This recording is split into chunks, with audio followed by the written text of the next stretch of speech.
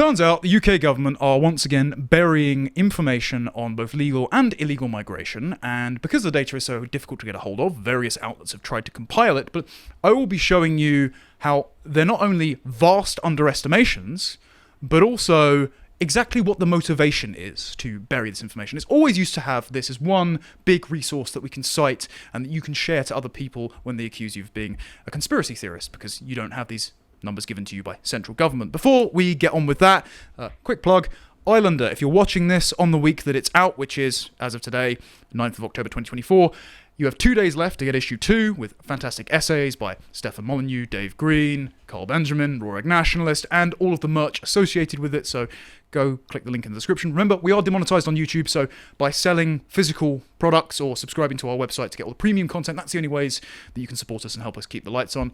Thank you all very much. Right, we begin with something that you were discussing actually today on the ONS, Charlie, which is the statistics that show that mass immigration has been the leading fuel, yet again, of the only reason that the UK population is growing. I'll just quickly read from this.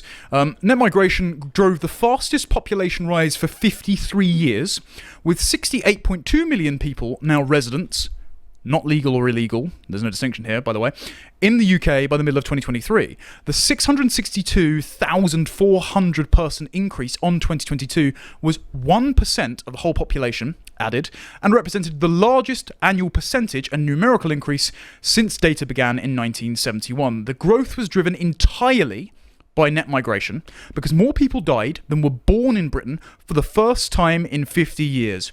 We can't use the R word, that is a synonym for substitution, but it's obvious that this is what's happening here.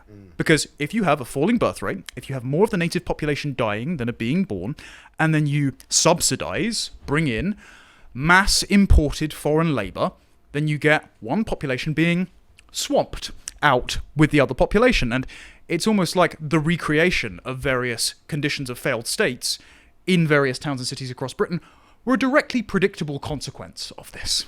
Who could have thought it, eh? This comes off the back, obviously, of the information coming out that Britain is now the illegal immigration capital of Europe, having about 750,000 illegal migrants in our country, which is more than any other European nation. Finally, we're number one at something, right? Indeed. And obviously that's a drop in the bucket when in comparison to legal migration. But the point is, our country is just being completely swamped with people, with biomass, from the third world primarily. You can smell the GDP. 80 to 90% of migrants to Britain are from non-EEA countries, right? So these are countries that don't have an awful lot in common with Britain, to say the least. But what's not included in this story, this story that says the population has grown by 1% in a year, which in and of itself is mental, is that in the previous year, the year to June 2022, the population grew by 0.9%. So in 2 years, our population has grown by 1.28 million, which works out, if you divide the land mass of the British Isles by the number of people that have come in, that's an average of 11 new people per square mile of land in the British Isles. That's staggering. And these are just the people that we know are here as well. Because yes. There is certainly people who've overstayed visas, people who got in through other means that we weren't keeping track of, because even with the illegal migrants that we know who did get in, who knows how many got in, that we didn't keep track of. Well, this is crucial because in 2007, the supermarkets, Tesco, Sainsbury's, etc., were predicting that the population of Britain was about 80 million. This is 2007, and these statistics that have come out in the last couple of days have Britain's population in 2024 at 67 million. So the 70 million from 2007, I mean,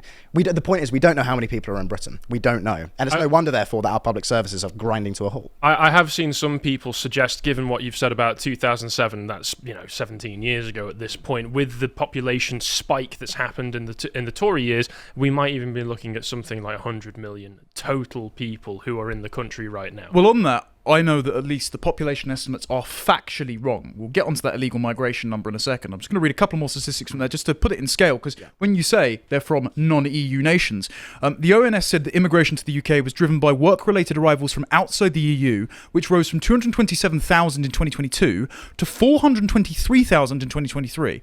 Bear in mind, before that, it was basically the equivalent number of non-EU students here. So the moment they slashed student visas and dependents, the skilled workers, we'll get onto that in a moment, and NHS and social care workers and all their dependents, just substituted and made up the shortfall. So we're getting the exact same number of record net migrants. If I may very quickly as well, of the 1.2 million visas handed out in the last 2 years, almost half went to India, Pakistan, China and Nigeria. So again, these are countries that, apart from the empire, where we ruled these countries, culturally, these are countries, the idea of cultural proximity, these countries are very far away, not just geographically, but in terms of their history and their culture. And they might even have active ethnic antagonisms towards the British host population. I mean, one that certainly does, which Robert Jenrick's pointed out, is that in the last year alone, we gave out more family reunification visas to Somali nationals, because of course we have to battery farm all the Somalians in social housing, than to chemists, physicists, and engineers from all other nations combined.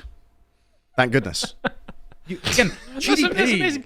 Of all of the ethnic groups that we've always looked into, Somalis have always been the ones who add the least, and that's a really, really high bar to hit, is adding the least to Britain when you come in here. But in London, it's still only 1 in 4 London Somalis don't live in social housing, and they're the ones that we're trying to we've got to cast the net out and bring all of the rest of them in, because goddamn it, there's social housing in London that isn't occupied yet, maybe. Yeah, and also for anyone out here probably they need to fit 15 more people per unit. For anyone who has stumbled across this channel and isn't familiar with us before and is using the tired old platitude of that means you're a racist, check out what my friend Ayaan Hirsi Ali, born in Somalia, thinks of Somalians, and then accuses us of the same thing. Anyway, moving on to the illegal migration figures, because this is something else that's being buried from us. They have estimated that Britain is the illegal migrant capital of Europe because an Oxford University study has said there are up to 745,000 illegal migrants in the UK. That's double the 300,000 in France, and ahead of the upper estimate of 700,000 in Germany. Now, bear in mind 2 things. 1, that is almost the same number of illegal migrants as was let in legally last year in 2022. This was the revised figure up to 762,000. But it's by far and most likely more. This is something we've discussed before, because in 2017, Pew Research said, with this little diagram here, that because Tony Blair abolished exit checks in 1998, meaning those visa overstays you mentioned were not policed, there were between 800,000 and 1.2 million people illegally in the UK. You add on top of... Even that's almost certainly a massive underestimate. Add on top of that the recorded, because some people obviously weren't recorded on lorries and dinghies, recorded number of channel crossers since 2018 being now 140,000 people. That's at least 1.3 million. So where did they get that half number from the Oxford University study? I want to see their methodology, and they're currently saying that means 1 in 100 people is an illegal migrant. Well, hang on a minute. Not only have we added 2% of the entire population here in the last 2 years from legal migration, but that means that 1 in 50 people, if we're using that number, is an illegal migrant in the UK. So 2% of the population of the UK that we know of is here illegally. And the point on this is that no mainstream party has expressed any real will to deal with these people. Because any party that wants to stand as opposition to the kind of governing order that we've had since 1997 needs to commit to deporting every single illegal immigrant in Britain. Because anything less is weak and pathetic. Because the rule of law means nothing. Yeah, because these people, you hear talk of deporting foreign criminals, when it's actually, well, by definition, every illegal immigrant who's in the country is a foreign criminal, right? I think a lot of people are put off by the more squeamish aspects of what that will entail, because that would mean actively hunting these people down, which is absolutely a necessary step to getting rid of them. Well, the thing is, people imagine, there's all sorts of images that are sort of conjured into the mind when you talk about deportations. And, let's be honest, it's not going to be a particularly pleasant thing to have to do. But it's not, there are times in history where civilizations, if they wish to survive and continue and to not descend into chaos, murder, and just anarchy, they have to do things that make people uncomfortable. And the point is, we haven't had leaders in this country for so long who have been prepared to do things that make people uncomfortable. Now, Keir Starmer, to his credit, which I say, carefully, has said that he wants to do things that aren't popular, right? And this would be one such example. If he was prepared to do this, then hey, fair play to him. It's just the native British population who he makes an enemy of, rather than... And this is one more thing that I will say. Mass deportations does not need to be, mainly because the Nazis didn't practice this, loading them on a train and shipping them to a very cold concentration camp in Poland. Nobody wants that. Instead, you can just uphold the law, like Nayib Bukele did, arrest a bunch of criminals, deport them back to their countries of origin. If the countries don't want to take them, you do, as Trump and even Robert Jenrick has proposed, penalise them with visas and tariffs and sanctions, and just send them back. Yeah. And you can do it all without needing to be cruel. It's just upholding the law as you are obliged to do as the government of the day. And by the way, Harry, this study that has 1.2, as many as 1.2 million illegal migrants in the country in 2017, of those 1.2 million, half, they say, have been here for over 5 years. And I said this on Deprogrammed. I said, I don't, even if they've been here for 50 years, even if they've been here, even if they're, in old age. It doesn't matter. It shouldn't matter. This is a matter of principle. This was a big controversy that I saw the BBC and other outlets moaning about a few years ago when some man who was part of the Windrush generation had been here illegally since the 60s or 70s, and he was being deported. And they're saying, this is terrible. He's basically British at this point. Well, no, he wasn't. He wasn't. He was here illegally, and this is the law being upheld. Yes. Quite. Just a interesting stat for, again, anyone saying, these are just poor refugees fleeing war. 52% in 2017 that were estimated to be here were from Asian countries. 1 in 5, 20, were from sub-Saharan countries, and 1 in 10 were from the Middle East and North Africa. So they crossed entire continents full of safe countries to arrive in Britain, presumably to exploit our general benefits program. And they probably go back home for holiday once a year anyway. Oh, many of them go back to Afghanistan. So the idea that, as Nigel Farage says, we can't do that because you're going to send them back to the Taliban. No, they're going back of their own accord. So yeah, we can actually. Interesting. Now we've got 1,000 crossing in a day. So this was 973 migrants in 17 boats came over the last weekend. This was a record for 2024, beating the 882 people on the 18th of June. French authorities were saying, isn't it tragic? Because 4 people died actually during the process of this, including one... Yeah, France, why'd you let that happen? Well, including one 2-year-old boy who was trampled to death. Now, that detail is included in there could obviously make you go, oh dear. Oh, this is so tragic. Immediately we must let all these people in legally. It makes me think, why would I want a bunch of child murderers let into my country? And it is tragic, but the fact of the matter is, not only are the French not doing anything to prevent this, but in Britain, we have an economy that encourages this kind of behaviour. It encourages people to come here illegally and to enter this kind of black market economy. I remember reading a statistic that had something like 50% of Deliveroo drivers as illegal immigrants, right? We have all of these various areas of the economy that are not regulated properly, and therefore enable people who shouldn't be here, who've come here illegally, to get work and bring their entire families with them. Yeah, I noticed down some stats because I, sometimes a bit of a stat nerd like this. It's been 140,000, around that, recorded people coming since 2018 across the channel. The number of Brits that participated in the D-Day landings were less than that. The number of total Allied soldiers at the D-Day landings was 156,000. So by this time next year, we're going to get more illegal migrants that have broken in via Dover beaches than we stormed the beaches of Normandy during the Second World War. How does that not constitute an invasion is absolutely mad. Which is to say nothing of the fact that the Norman conquest was only about 10,000 men. Yeah, quite. Well, again, we've had more immigration between 1997 and now than came between 1066 and 1945. Yeah. So mass demographic change has not been exactly brilliant. There's something else to consider which isn't always brought up with this, which is that one way or another, these people are going to go back. It's the circumstances in which they're going to go back which we need to decide right now, because it's acknowledged widely that we're in a decline. Britain is in a massive decline. We are not the world power that we once were. In fact, we are becoming one of the poorer countries across all of Europe. And a global laughingstock. And a global laughingstock. If a decline is not halted, and sometimes it has to be halted through harsh measures, it leads to a collapse. At the point of a collapse, do you think all of these people who are from much warmer climates, in places that share their culture, that they feel much more at home in, if they don't have a welfare state to keep everything nice and cosy for them, are they going to stay? We know from history that when collapse comes, the diverse population goes home. Rome, by the collapse, was massively diverse in its population. They all left after the collapse. You could call the end of the Second World War a collapse. And we know that at the end of the Second World War, there was a massive remigration of different European ethnicities back to their home countries. This is what happens. So I would like to halt things before we get to the collapse, if that's at all possible, if that's something that there is a political will to do, because I would rather that my children and my grandchildren don't have to suffer through the hardships and terror that will happen. Very well said. Unfortunately, as proven by the popular response within the room at Reform Conference to us saying we need mass deportations, there is the support among certain political parties, but not the will to do so from Indeed. the leadership yet. Also, I don't think that the welfare state will go before the collapse because, as we've learned now as well, the migrants are going to be stuck in hotels for now 3 years because of the asylum backlog. They're saying it costs 4.2 million a day, but I've seen figures that state that to be much higher. Dame Andrea Jenkins, before the general election, she worked out that actually the asylum budget is costing us 14.4 billion a year.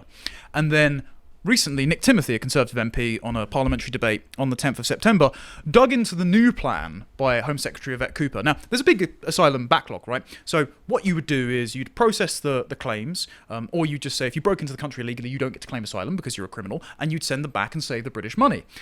Instead, Yvette Cooper, with her throbbing brain, has decided she's going to give flat amnesty to 70%, which is much higher than all of the other European nations doing so. Doesn't really matter about their claims, she's just going to rubber stamp it through.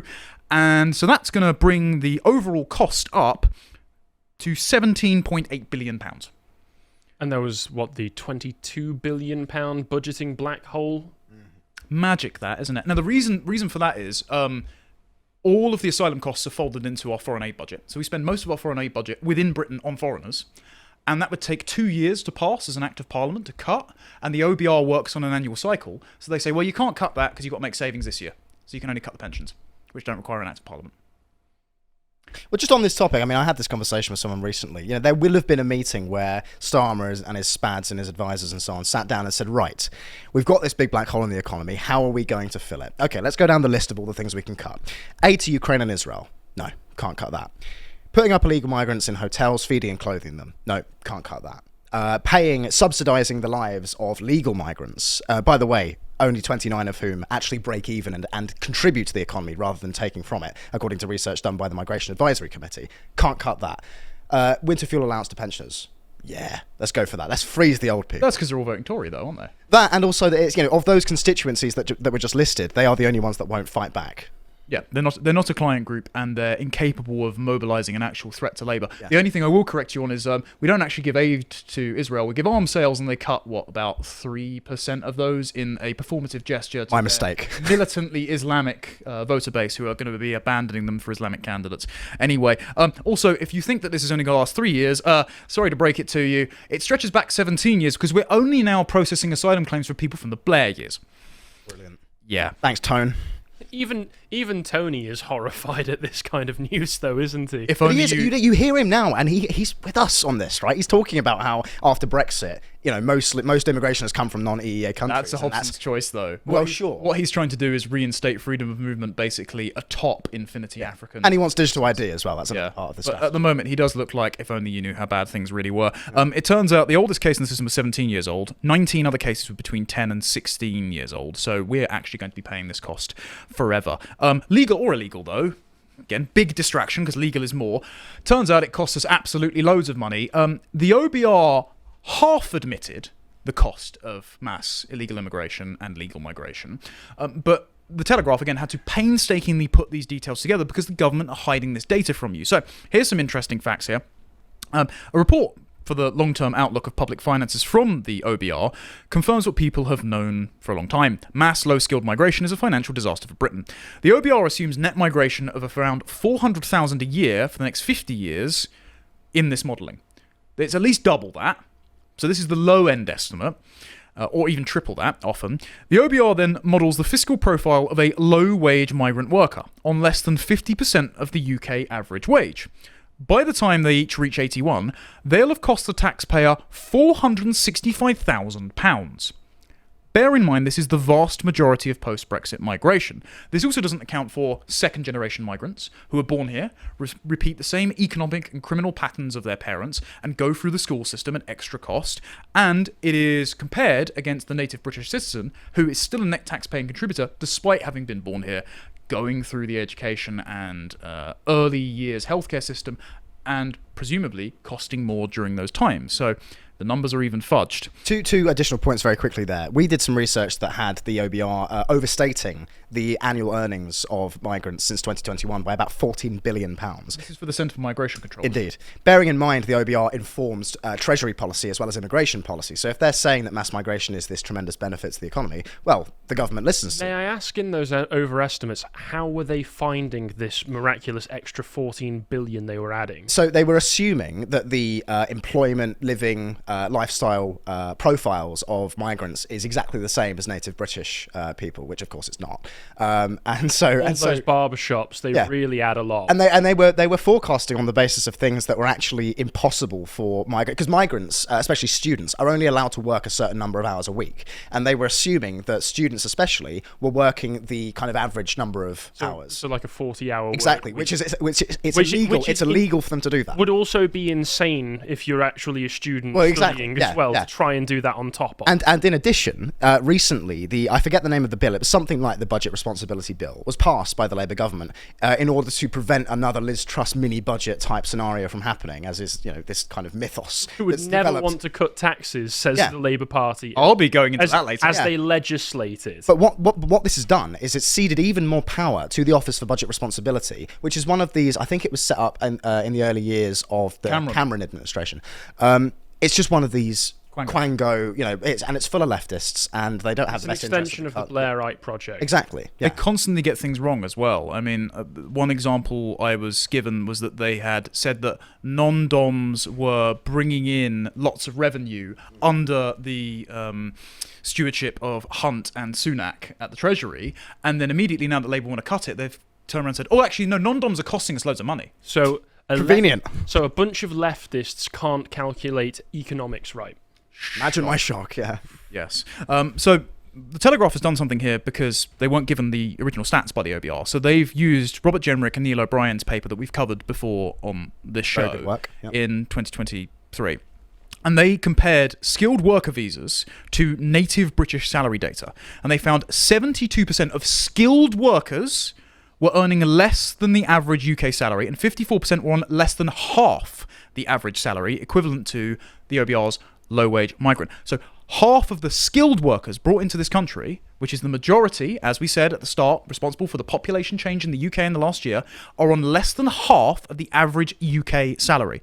So that means 60% of workers on skilled worker visas are net tax recipients. This leaves 5% of all total visas going to higher skilled migrants who are net contributors. That's an optimistic estimate. Again, by the age of 81, for every £1 contributed to the HMRC, the Treasury, by high wage migrants, the larger, lower wage migrant groups will have costed £1.60. So it's just a net outflow of, 60%? Yeah. And this is to say nothing of the 1.5 million totally economically inactive migrants, which they bring over in their droves in equivalent numbers to the number of skilled worker visas. So in the OBR's baseline scenario, because they don't outline this, the Telegraph had to put it together because they're hiding the stats from you again, of the average wage migration, the UK's debt to GDP ratio, even the most optimistic, is going to rise to 274% by 2074. It's currently at 100%. That's higher than Japan, who's currently going through a debt crisis. In the worst case scenario, where they keep importing the same level of low wage migration, it's 351% of GDP. That is a failed state. Well, that's collapse. Yeah. So we're not going to avert the collapse, unfortunately. Again, notice how MPs in the Telegraph had to compile this together. I'll just finish up with as well, we're bringing in lots of criminals. Isn't that fantastic? Martin Daubney decided to go through this, spewing some hate facts on Twitter. Great man. Actually one of the best people on GB News. He noted that Muslims are 2.5 times more likely to be in jail, and black people are 3 times more likely to be in jail. This doesn't break down between first and second generation, though. Those are basically the exact same stats that we got out of Denmark, who do that.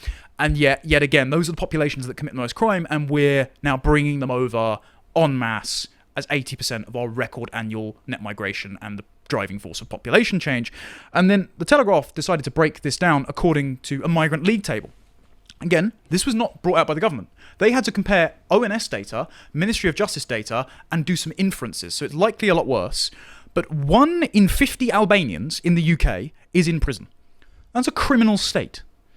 That's just a giant mafia gang. That's 1,200 Albanians have been sent to prison from a migrant population of 53,000. They are the head of the table of 130 nationalities, ranked on prison population per 10,000 of the population in the UK. They're followed by Kosovans, Vietnamese, Algerians, Jamaicans, Eritreans, known for fighting with sticks on Camberwell Road, Iraqis, and, Somalians, who are clearly busy contributing to the GDP. This shows that foreign nationals are 27% higher than British citizens to be imprisoned. There was also the recent thing, was it Centre for Migration Control that it was FOI requests that found it's 34% higher arrest. That was us. That was us, yeah. Good man, good work. So migrants are arrested much higher when it's only 14 per 10,000, according to the UK. Again, government didn't release this. This was a painstaking project pieced together by the Telegraph. And the last one to annoy you, because we're talking about Albanians, an Albanian criminal who was already deported then broke back into the UK and got given the right to stay, under Article 8 of the ECHR, because he had a baby with his Lithuanian girlfriend and then got married. So everyone involved in this is a foreign criminal, because she's basically handling stolen goods, right? So she's aiding and abetting. That's a way of putting it, yeah. Oh, she is. She's an assistant to burglary, because he got done for burglary. So she knows he broke in illegally. They then have a child, so basically anchor them into the country. They then get married. They then appeal to an international foreign court, which was set up to protect Jewish refugees, not migrant criminals. And then they just have to live here forever, and we're paying for them. Great. So in summary, don't expect transparency from the government, because the purpose of the system was what it does, and the system keeps importing foreign criminals that you have to pay the bed and board for at our expense. So it'd be great if a dissident political party picked up on this. Still waiting. I hope you appreciated that segment from the podcast The Lotus Eaters, and if you want to see what else we're doing, you can watch our series Lads Hour on the website, where we have lots of fun and talk about silly things. And if you want to see all the other things we're doing, you can always follow us on Twitter. Thank you very much for watching, and goodbye.